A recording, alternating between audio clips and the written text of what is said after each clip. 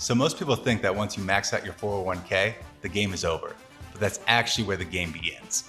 Here's the truth. Maxing your 401k is just the foundation. If you stop there, you're leaving money on the table.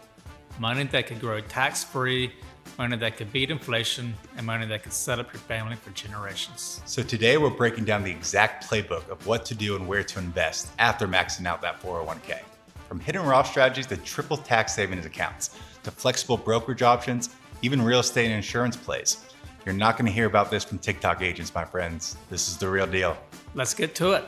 Today's episode is brought to you by Security Financial Management. Ooh, welcome back to Best Advice Podcast, guys. I'm your host, Rob Lavalio, here with Senior Advisor Daniel Corson. Dan, we're back at it, baby. We're back at it. Another day. It's my favorite time of the year, but also can be the most stressful. What? Tell me why for both. Why is it your favorite and why is it the most stressful? I love Halloween, love the festivals, but also love football season. Yeah. I've been to 2 UCF games. Both have been disrupted by rain and lightning. Yeah. You saw the Gators. Yes. Is their season already over? Yeah. My 49ers quarterback is already injured. Yeah, that's true. Wow. A lot's happened early, huh? A lot has happened. You're going to a Florida game soon, aren't you? Yeah. That's fun. But it's also pumpkin patch season and Halloween Horror Nights and all that fun stuff. So. What day does fall in? Like I'm thinking Christmas is the holidays, but it's not. Technically we're still in the summer. Yeah. Oh, we are. Technically, for a few more days until the 21st. Okay, interesting. All right, let's do it, man. So let's get straight into it with the question of the day. Today's question comes from Tristan from Lake Nona. Tristan, what you got for us? Everyone says you step one, max out your 401k. Okay, I did it. Now what? Where's the smartest place to put my next investment dollars?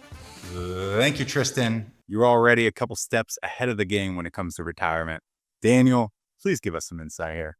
Yeah, now first I got to say congrats on maxing the 401k. Not everyone can do that. Some are just struggling to meet the employer match. You got to count your wins as they come. Yeah, so that's step one, at least contribute to the employer match. However, if you're in the position to max out the 401k, there actually are some great things you can do beyond that. And I'm surprised we haven't gotten this question sooner. This was actually a pretty common question. Yeah, and I get it. This is a really good question. So the question now is what's next, right? So you maxed out the 401k. How are we going to layer these other investment products in which order, basically? Okay, and there is an appropriate order, and not everything is applicable to everyone. But let's start with very generic. Very easy one that anyone can do. Great place to start is the Backdoor Roth IRA. High earners often can't contribute directly to a Roth IRA, but the Backdoor strategy works around that. You put non-deductible money into a traditional IRA, they convert it to Roth. What's the benefit? Your money grows tax-free, and withdrawals in retirement are also tax-free. It adds another tax bucket beyond the 401k.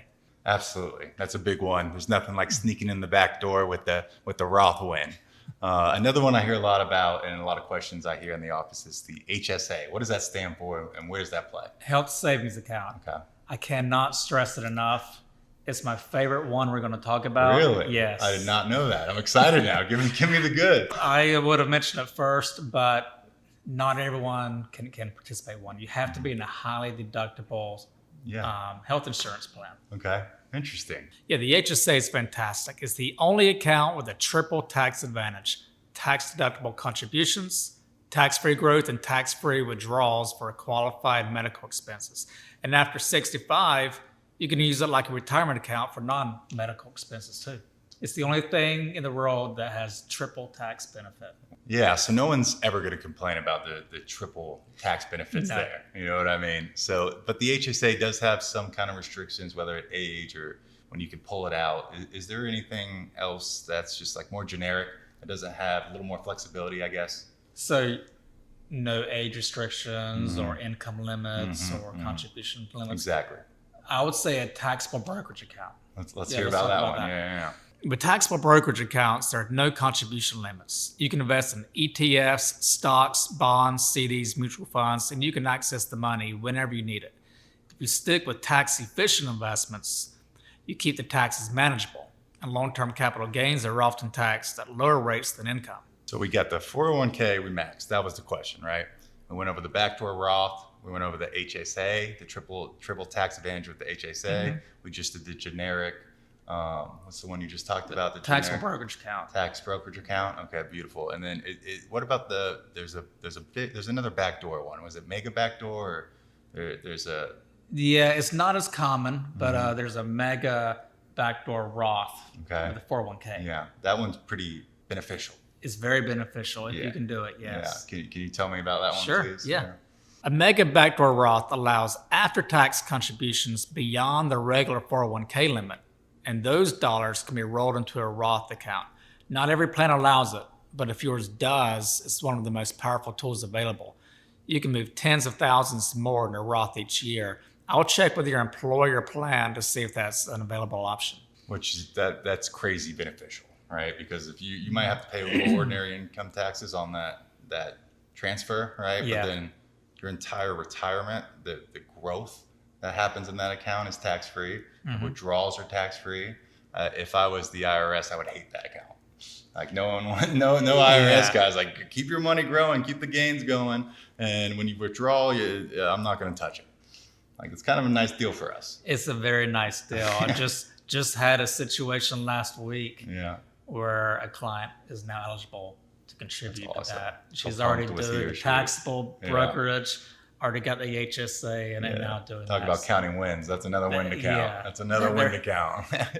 Winner, winner, chicken dinner. So let's get out of the investments a little bit, out of the stock market. Yeah. What are there alternative investments? Like what is not even generic, but just like a usual alternative investments you've helped your clients with? Well, we talked about this not that long ago on a previous podcast about diversifying your portfolio with real estate. Yes. Whether that's tangible, real estate, like a actual home or property, or via REITs. Yes. And you also have private equity or private credit strategies.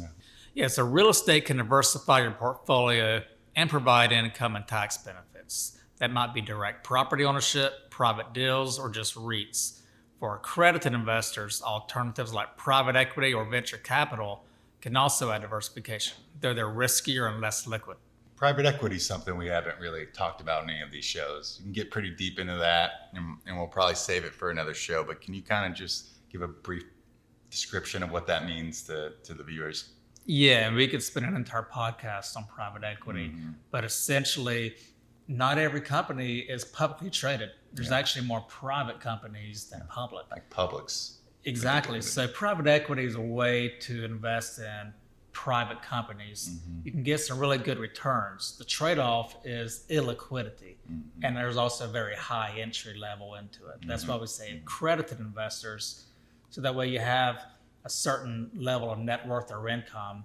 That way, if you're putting you have to have 10% of your money into private equity, and it's $100,000 or $250,000 entry level, yes, it's a lot more risky too, right? It's all give and take, right? It's a little more risky, but the upside's a little. Yeah, and there's longer hold periods as well. Yeah.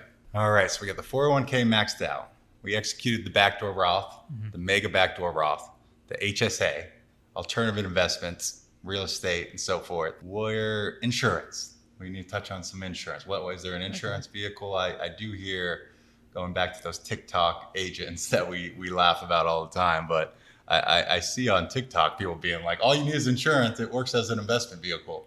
Tell me what that means. And first of all, tell me how insurance can play into the investment strategy at all. Well, it can play a role. It's not the only way, and it's not the way, but it is a way to get tax-advantaged income. And there's only so many ways to get, municipal bonds, you get tax-free income, Roth IRAs or Roth 401ks.